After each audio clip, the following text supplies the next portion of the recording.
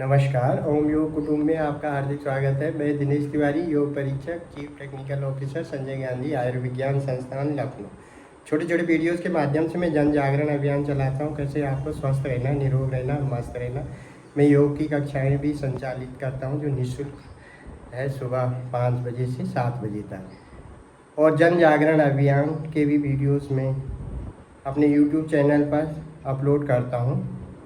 आज organ transplant day है और पीजीआई में इसे बड़ी धूमधाम से मनाया गया। ये एक जन जागरण अभियान है कि जब भी कोई ब्रेन डेथ हो जाती है तो उसके जो ऑर्गन है वो किसी की ज़िंदगी बचा सकते हैं, तो ऑर्गन दान करना चाहिए। उससे कोई नुकसान नहीं है कि कोई भी धर्म उस डोनेशन को देने के लिए रोक नहीं है। हर धर्म में मानव सेवा लिखी है, तो इसलिए मानव सेवा करें, 8 जिंदगियां बचाएं और अपने सभी ऑर्गन को दान देने के लिए घोषणा करें और लोगों को प्रेरित करें। 8 जिंदगियां इससे बच सकती हैं, तो ऑर्गन डोनेट करें और आगे ये पूरा प्रोग्राम देखें, किस तरह से अलग अलग धर्मों के धर्म गुरुओं ने उनके धर्म में ऑर्गन ट्रांसप्लांट के बारे में क्या लिखा है। ये आप सुनिए, इससे कोई नुकसान नहीं है। ऑर्गन दान करें, ये एक महादान है। आगे देखें वीडियोस। इसमें वाकरथन 3 किलोमीटर की वॉक हुआ और उसके बाद एक सेमिनार आयोजित किया गया, जो संजय गांधी आयुर्विज्ञान संस्थान के सभागार में आयोजित हुआ है। तो देखें झलकियाँ और पूरा प्रोग्राम का वीडियो।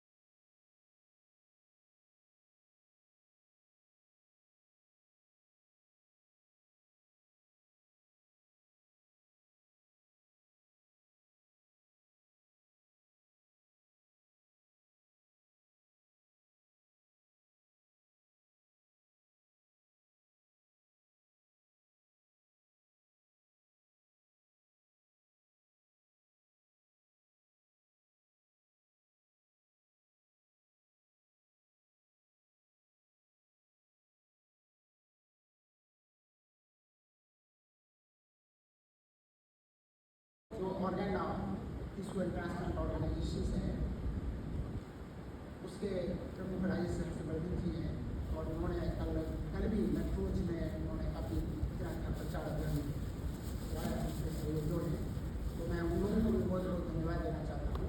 और इसी स्पीड से तो अब हम कार्यक्रम को शुरू करना चाहते हैं। और जब हमारे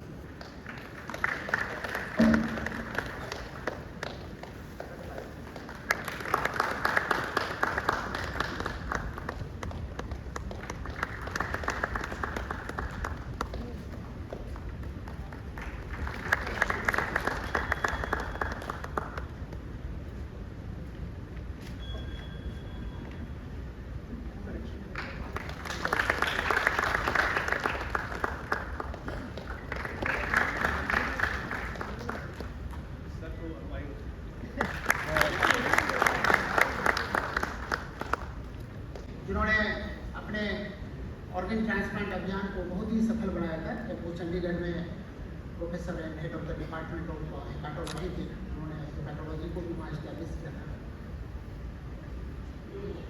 तो सर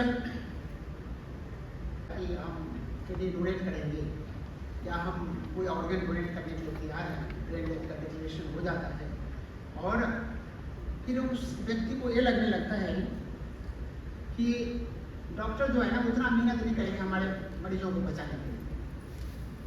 तो इसके बारे में आप क्या कहना चाहिए? ऐसा कुछ होता है, हकीकत है ऐसा?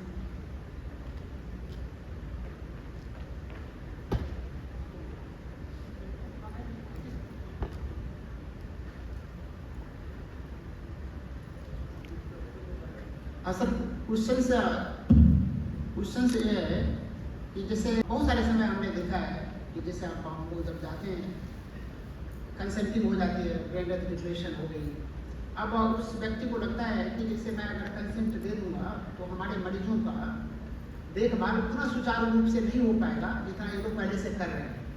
वो इस बात को ध्यान में नहीं रखते। ऐसा कोई मिथ है, ऐसा कुछ फैक्ट है?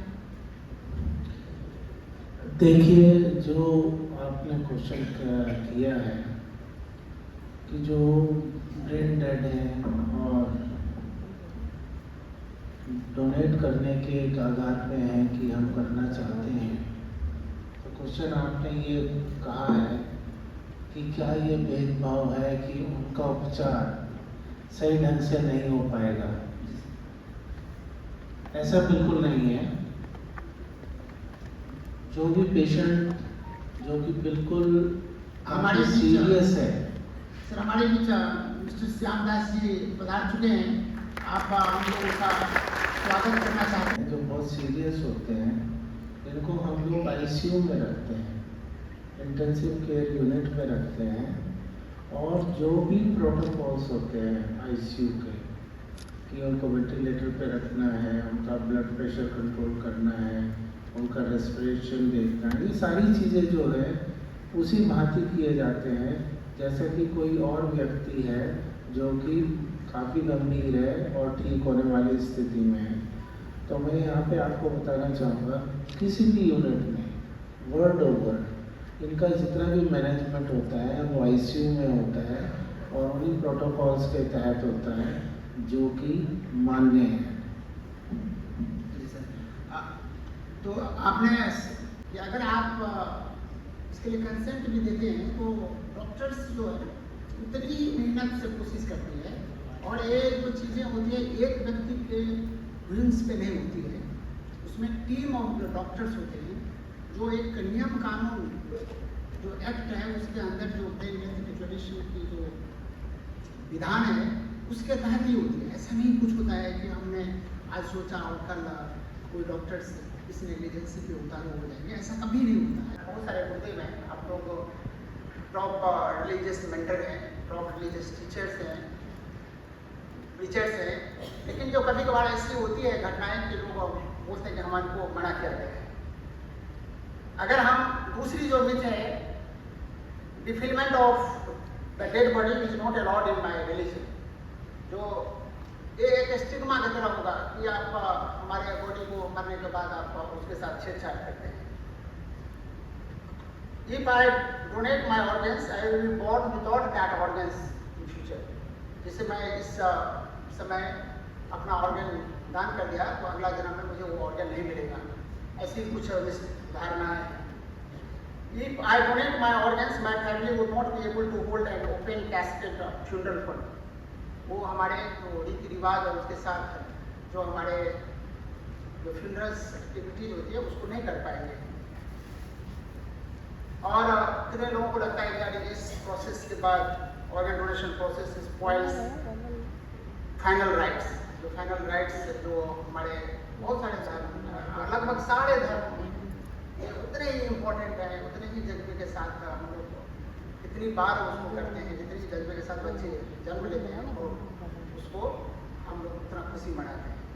तो सर इसके विषय में मैं सबसे पहले पैस्टन जेरी गिब्सन जोआई जी हमारे बीच हैं और मैं उनसे जानना चाहूँगा कि ऐसा कोई क्रिश्चियनिटी में कोई ऐसी बातें हैं जो हमें इन सब चीज़ों के सपोर्ट में है, ऑर्गन डोनेशन को होना चाहिए, या इसके एजेंस्ट में कुछ ऐसी बातें धर्म के अंदर है? बहुत अच्छा सवाल है, and I think from the Christian perspective, I think there was once a T-shirt that I saw. It said that blood donation saved my life, and in the background there was a cross and Jesus hanging on the cross. And literally at the core of Christian faith, Christian faith का एक core understanding ये है कि यीशु मसीह जब सूली पर चढ़ाया गया था, उनका लहू के द्वारा ही हमारा छुटकारा हुआ, हमारा salvation हुआ. And so he gave his life. यीशु मसीह इसलिए आया, उन्होंने बोला कि मैं खुद को सेवा प्राप्त करने के लिए नहीं, सेवा करने के लिए और मेरा जीवन को देने के लिए आया. So he literally gave his body. Jesus literally gave his body for the salvation of humanity. Which is why, as Christians के द्वारा जब हम यीशु मसीह के disciples जब होता है, हम लोगों का सेवा में हम बहुत कार्य करते हैं. Jesus was asked, like, what's the greatest commandment? सबसे बड़ा आज्ञा क्या है? उन्होंने बोला कि सबसे बड़ा आज्ञा ये है कि आप परमेश्वर से प्रेम करें, और दूसरा आज्ञा उसके तुल्य है. It's equal to that. Love your neighbor as yourself. That's what Jesus said. Which is why throughout the centuries, युगों में युग, जो लोग यीशु मसीह के पीछे होता है, उन्हें लोगों का सेवा में बहुत sacrificially वो करता है. हेल्थ केयर, सैनिटेशन, हमारे जीवन को रिस्क होते भी हम आगे बढ़ते हैं. क्यों? क्योंकि यीशु मसीह भी वैसे ही किया है. He also did that. He stepped out. He sacrificed his life to give us life. उन्होंने जीवन खुद का जीवन से इनको हमारे बीच मनमीत सिंह जी ने अपने सहयोग से हमने इनको बुला पाया आज. बहुत बहुत धन्यवाद सर आपको आज यहाँ आने के लिए. और हम लोग ये भी जानना चाहिए कि हमारे देश में जो यही 4 धर्म हैं जो प्रमुख रूप से इसके फॉलोअर्स हैं, तो हम इनसे भी जानना चाहेंगे कि सर सिखिज्म में क्या ऐसी कोई बात है जो हमने जो इतने मिथ्स बताए हैं जो लोगों के बीच है, उसको हम कैसे दूर कर सकते हैं? तो सर आप बताइए.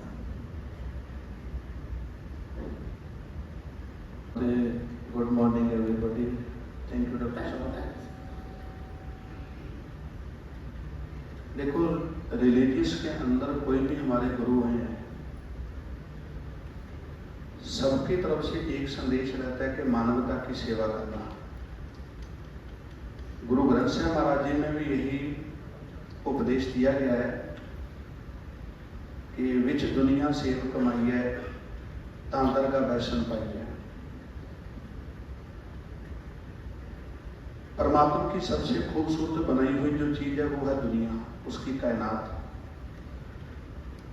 और हम ये बाणी में पढ़ते हैं कि बलिहारी कुदरत वसिया तेरा अंत न जाए रखिया. जो परिपूर्ण परमात्मा है वो मानवता के अंदर है. अगर उसको कहीं से खोजना ढूंढना है तो वो पूरी दुनिया के अंदर हर एक इंसान के अंदर होगा.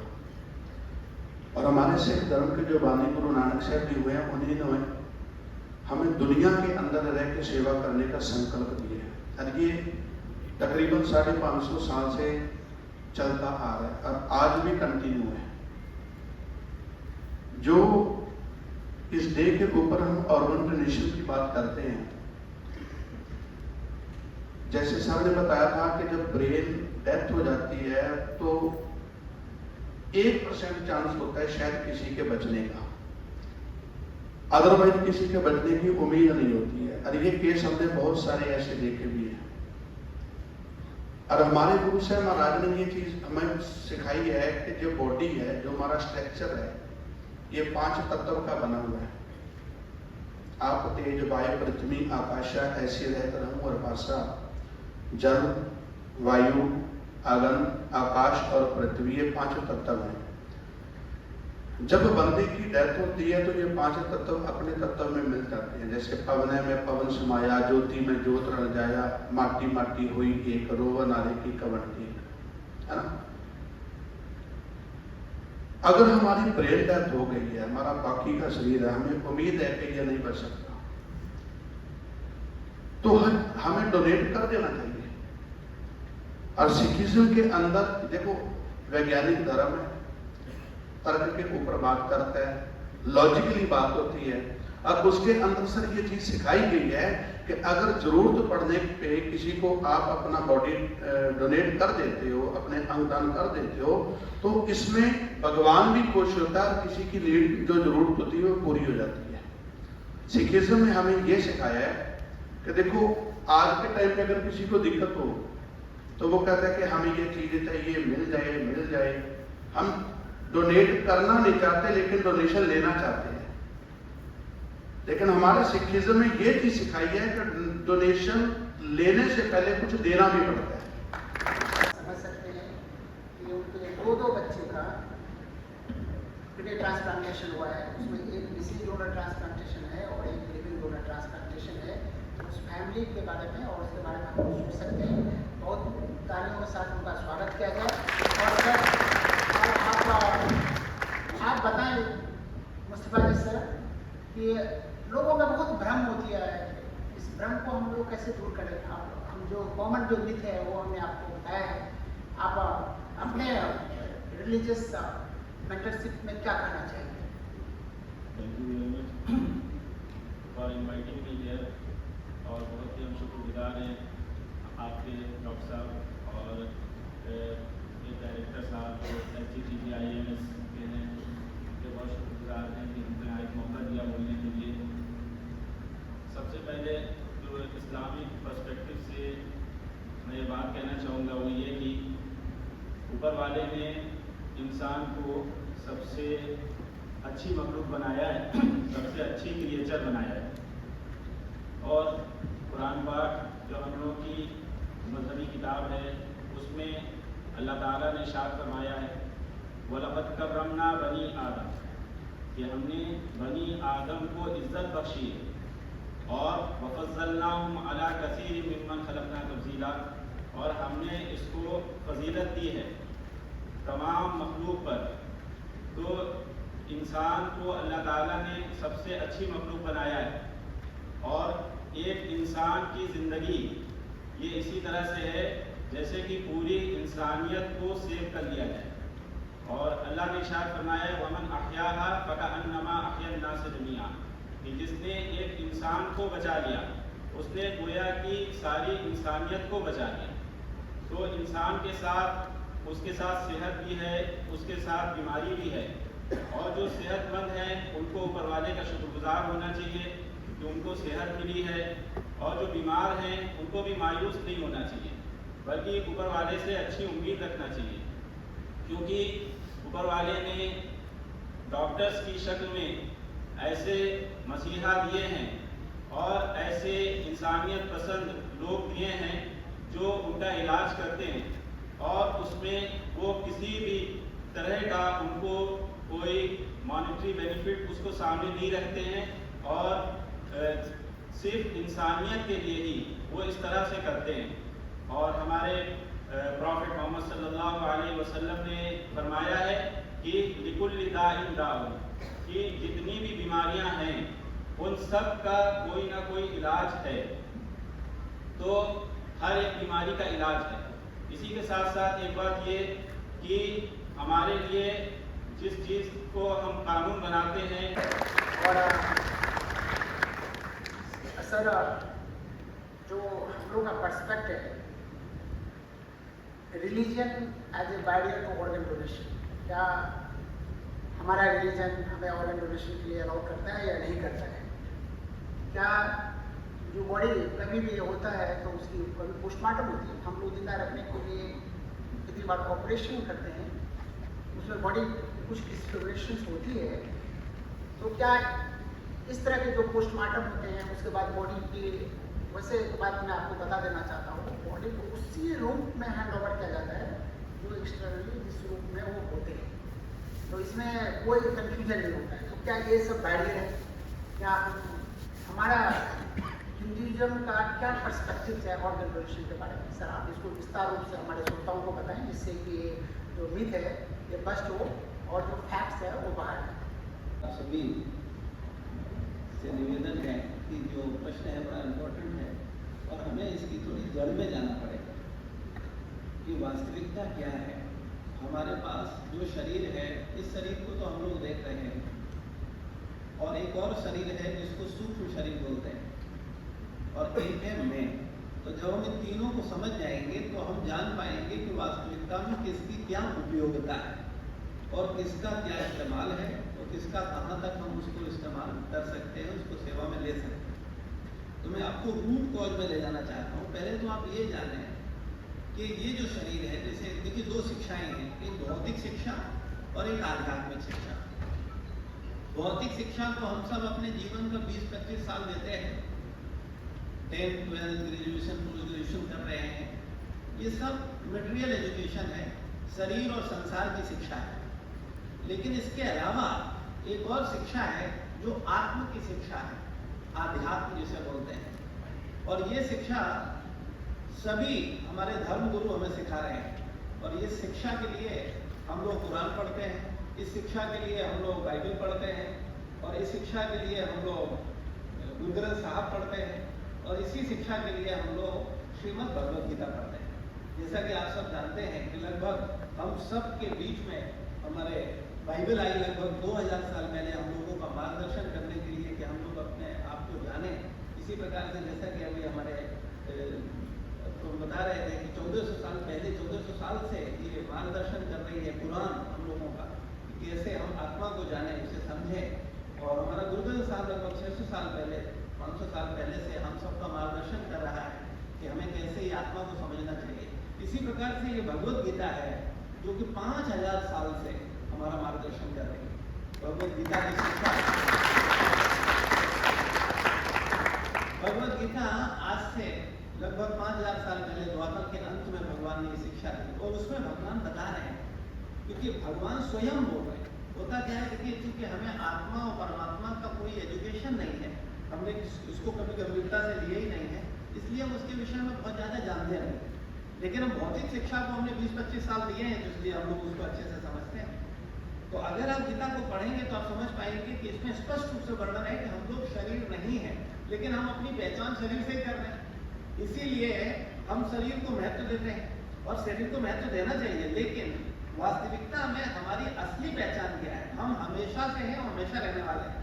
ये हमारा शरीर न तो हमेशा से है और न हमेशा रहेगा। तो अगर ये शरीर किसी के काम आ सकता है तो इससे अच्छा क्या हो सकता है? ये तो वैसे भी नहीं रहने वाला, ये कुछ समय पहले मिला है और कुछ समय बाद छूट जाएगा। तो मैं इसको थोड़ा सा एक्सप्लेन कर दूं जिससे कि चीजें थोड़ी क्लियरिटी आए आपको। स्थूल शरीर जो हमारे पास है, जिसको हम देख रहे हैं, ये 5 तत्वों से मिलकर बना है, अग्नि, जल, वायु, आकाश और पृथ्वी। और इस स्थूल शरीर के अंदर है सूक्ष्म शरीर, जैसे बोलते हैं मन, बुद्धि, अहंकार, इन 3 से मिलकर बना है। और जब हमारा ये स्थूल शरीर छूटता है, डेथ होती है, तो ये सूक्ष्म शरीर के साथ हम निकल जाते हैं, यानी हम शरीर के बाद भी रहते हैं। और हम इसको आपको शास्त्रीय विधि से दिखा सकते हैं, समझा सकते हैं कि वास्तविकता में शरीर के बाद भी हम हैं।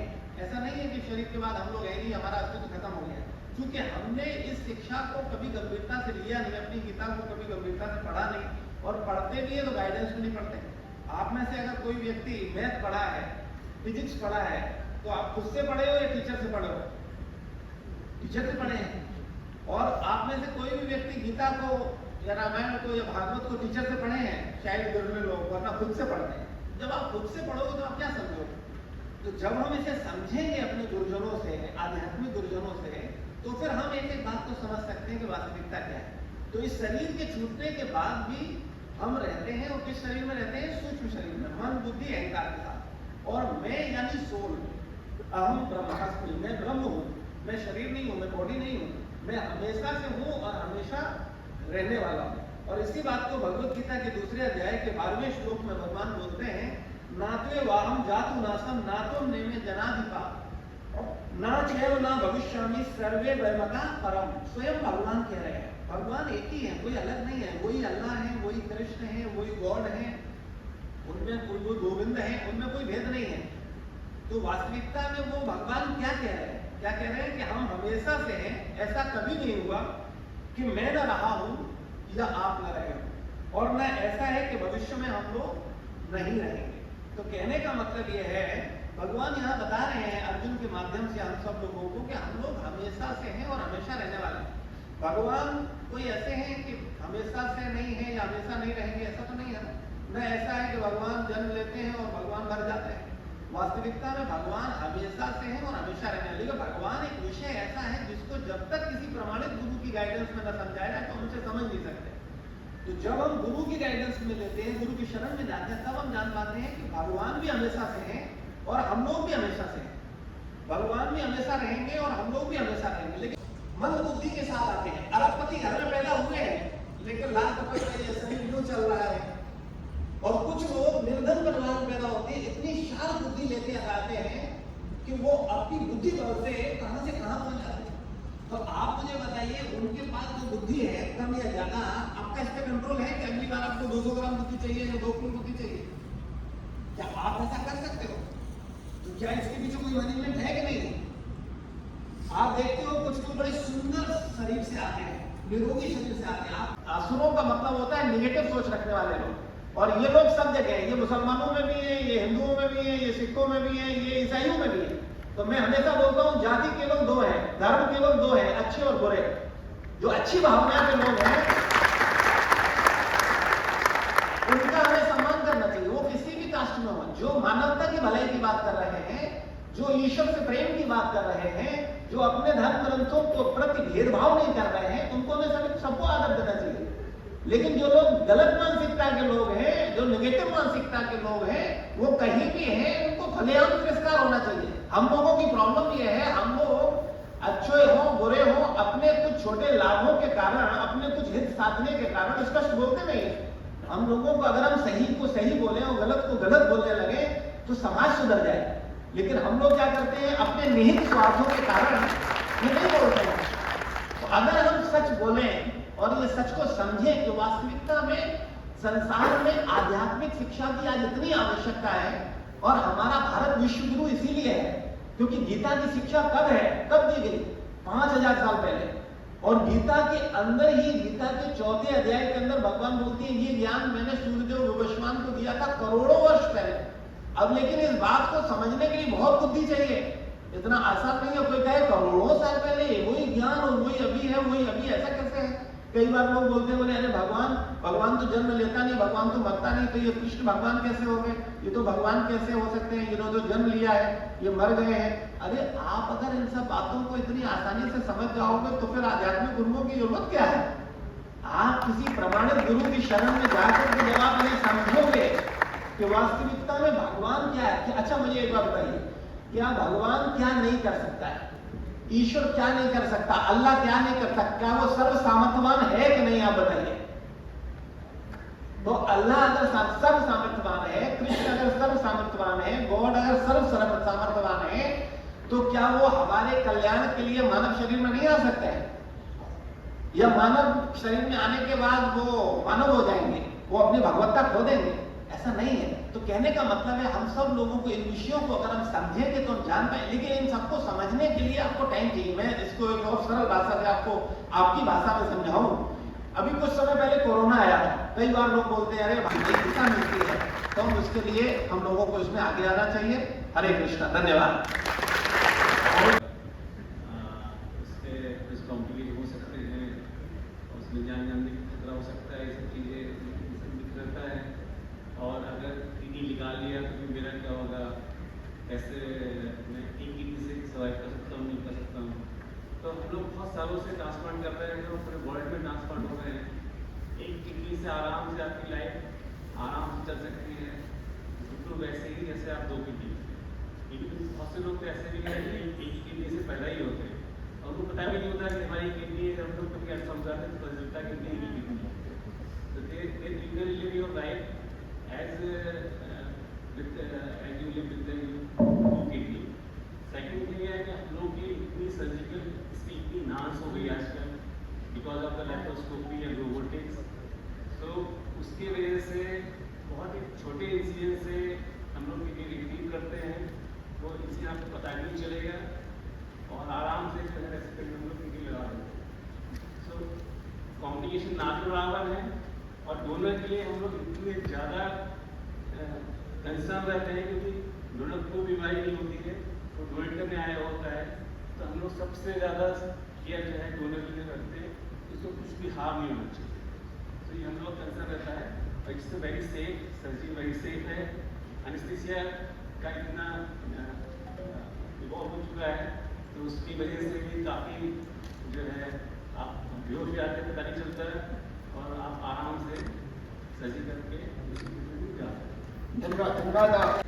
कोई भी ऑर्गन अगर हम देते हैं, जो अगर आप देखें भगवान ने, ईश्वर ने, अल्लाह ने हमारे शरीर में हर चीज़ एक्स्ट्रा बनाई है। एक की जगह 2 आँखें दी हैं, एक किडनी की जगह 2 किडनी दी हैं, और जो हमें लीवर दिया है, हमें 1/3 लीवर की ज़रूरत है जितना हमको मिला है, इसलिए आधा लीवर अब आसानी से दे सकते हैं। ये तो हम एक लाइव डोनर की बात कर रहे हैं कि मैं अपना क्या क्या दे सकता हूँ। बात सबसे बड़ी जो है वो ये है कि जो एक व्यक्ति मोटरसाइकिल चला रहा है, एक्सीडेंट हो गया है, ब्रेन डेथ हो गया है, तो उसके जितने भी सगे संबंधी हैं वो इस बात के लिए तैयार हों कि ये हम इसका ऑर्गन डोनेशन कर सकते हैं, क्योंकि एक बार ब्रेन डेड होने के बाद में व्यक्ति दोबारा से अपनी अवस्था में नहीं आ सकता है। तो यही चीज़ है कि हम लोग ऑर्गन डोनेशन करते हैं उनका जो ब्रेन डेड हो चुके हैं। तो ये चीज़ को बढ़ाना ज़्यादा है, इसकी जागरूकता हम लोगों को ज़्यादा करनी है। इसी वजह से हम एक कार्ड अपने जेब में लेके चलते हैं कि अगर किसी वजह से मेरी ऐसी स्थिति आती है, एक्सीडेंट होता है, कुछ भी होता है जिसमें मैं ब्रेन डेथ हो जाता हूँ, तो मेरे सारे ऑर्गन लिए जा सकते हैं और एक व्यक्ति से कम जैसे बताया गया कि 7 से 8 लोगों के प्राण बचाए जा सकते हैं। ये एक अपने आप में बहुत बड़ी बात है। दूसरी चीज़ हम जो कर सकते हैं, जो आजकल जो है पूरे इंडिया भर में है, कि जो ड्राइविंग लाइसेंस है, ड्राइविंग लाइसेंस पे आजकल ऑप्शन आने लगा है कि आप ऑर्गन डोनर हैं या नहीं हैं। तो उसमें हम आपसे लोगों से आगे भी बताइए कि उसमें कहें कि हम ऑर्गन डोनर हैं, क्योंकि ये ड्राइविंग लाइसेंस एक चीज़ होती है, हर किसी के पर्स में, वैलेट में ये हमेशा रहता है। एक चीज़ मैं आपसे और बताना चाहूँगा, एक कंट्री है स्पेन। स्पेन में एक लॉ है, वो लॉ ये है कि हर व्यक्ति को मृत्यु पे या ब्रेन डेथ पे ऑर्गन डोनेशन करना है।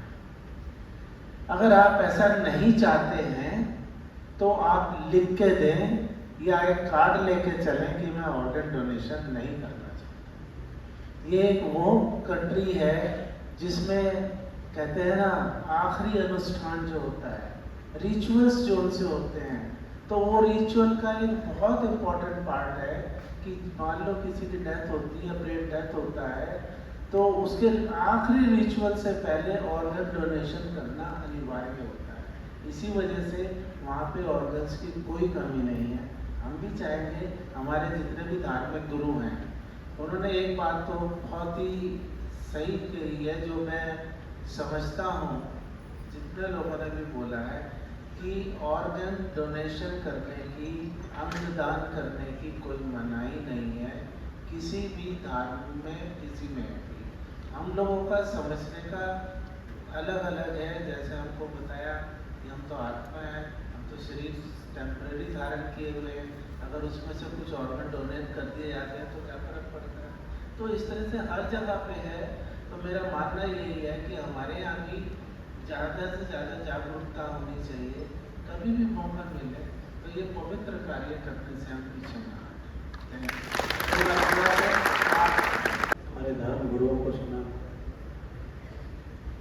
डायरेक्टर साहब को सुना और डॉक्टर उदय प्रताप को सुना, अंगदान के बारे में, उसकी टेक्निकलिटीज और उसकी क्या भ्रांतियाँ हैं और कैसे उनको दूर किया जाना चाहिए।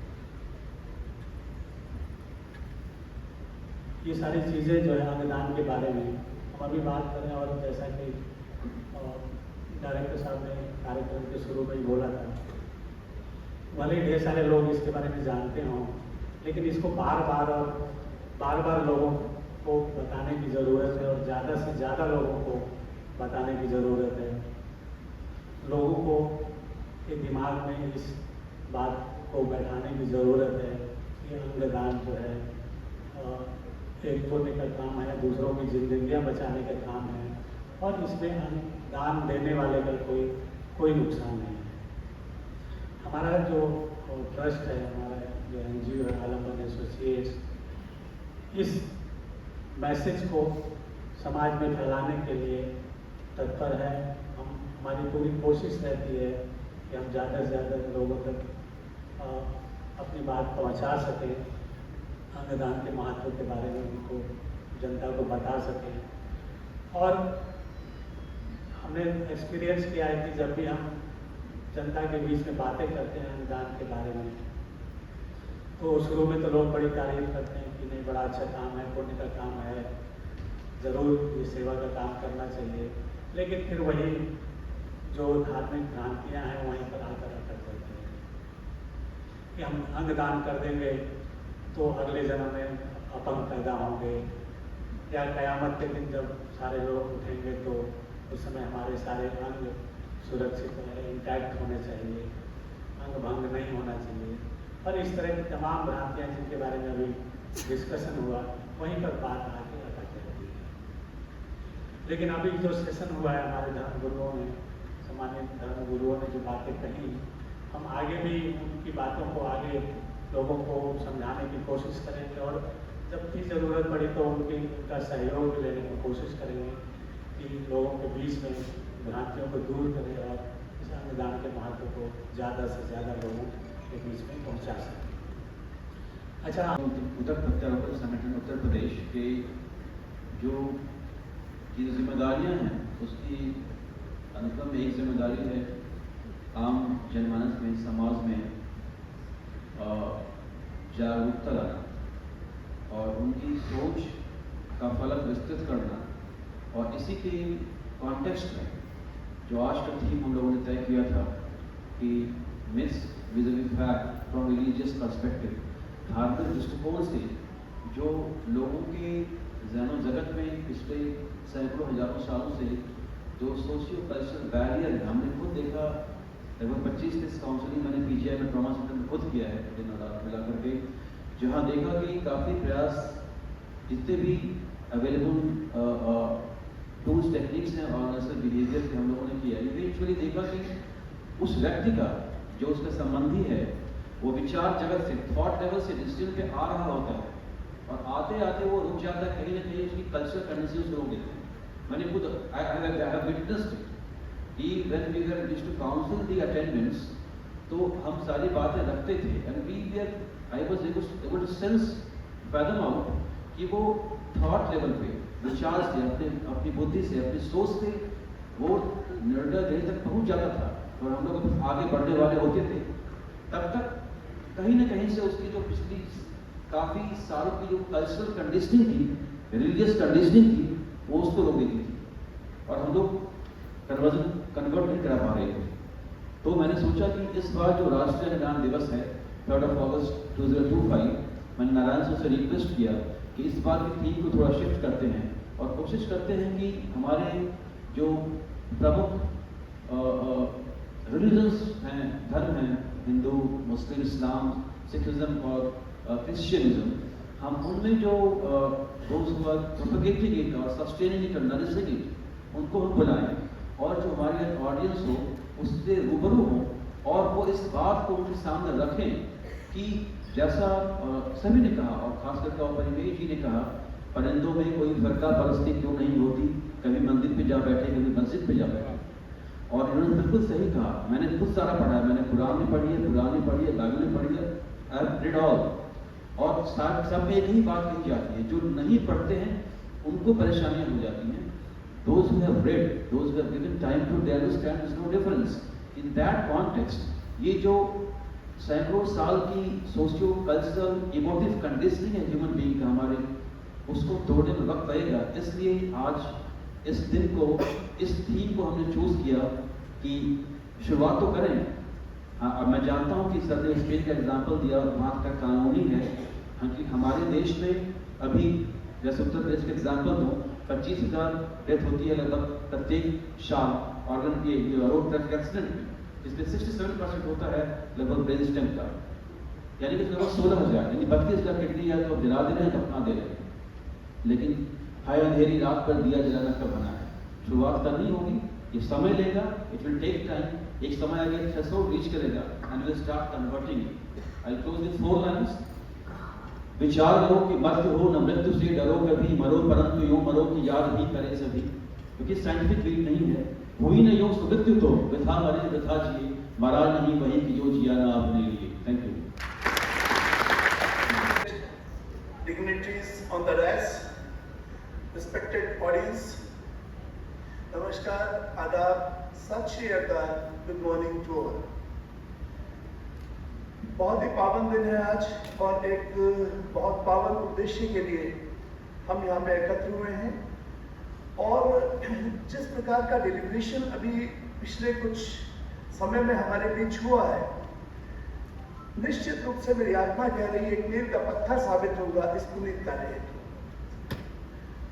मैं धन्यवाद ज्ञापित करना चाहूंगा सर्वप्रथम हमारे आज के chief guest Padma Shri professor R.K. Dhiman ji का, डायरेक्टर SGPGI।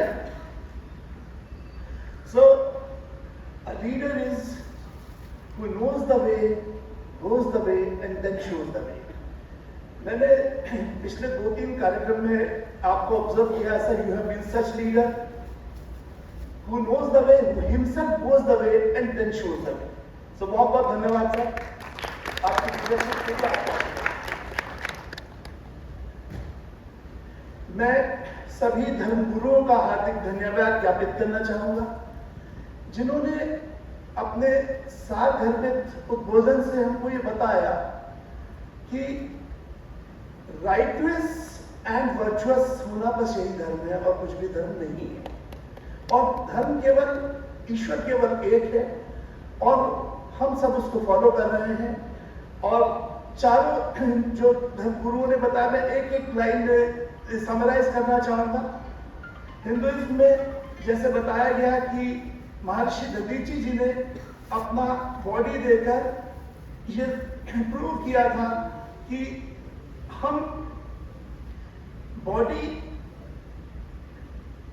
के माध्यम से, क्योंकि आगे उन्होंने बताया सूक्ष्म शरीर है और फिर आत्मा है, तो सोल इंडिविजिबल है और बॉडी जस्ट एक टेम्पररी थिंग है जिससे हम आगे जीवन दान दे सकते हैं।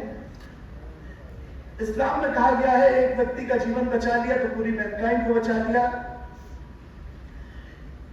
सिखिज्म में कहा गया है कि dead to sustain their relationship through virtuous deeds of the living being. बस यही रिश्ता है। गुरु तेग बहादुर जी का एग्जाम्पल दिया गया और ईसा मसीह जी के विषय में भी यही बताया गया कि उन्होंने अपने बॉडी पे सैक्रिफाइस करके आगे मानवता को बचाया। सो सभी किसी भी धर्म में ऑर्गन डोनेशन पर किसी भी प्रकार का कोई रोक नहीं है, लेकिन वो सब एनकरेज करते हैं कि ऑर्गन्स को डोनेट किया जाए आगे ह्यूमैनिटी को बचाने के लिए। तो बहुत बहुत धन्यवाद, आप सब लोग यहाँ पे आए और आपने इस विषय में हमारा मार्गदर्शन किया।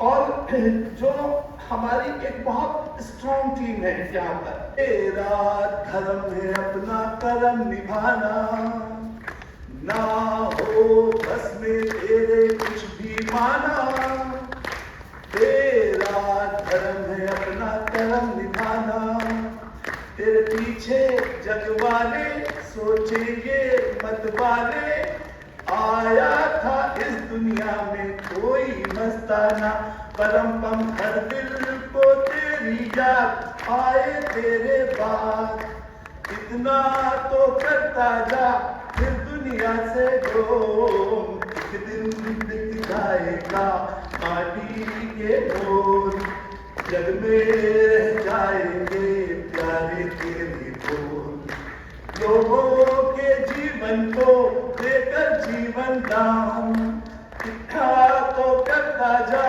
फिर दुनिया से दो, एक दिन दिख जाएगा माटी के बोल, जग में रह जाएंगे प्यारे तेरे बोल।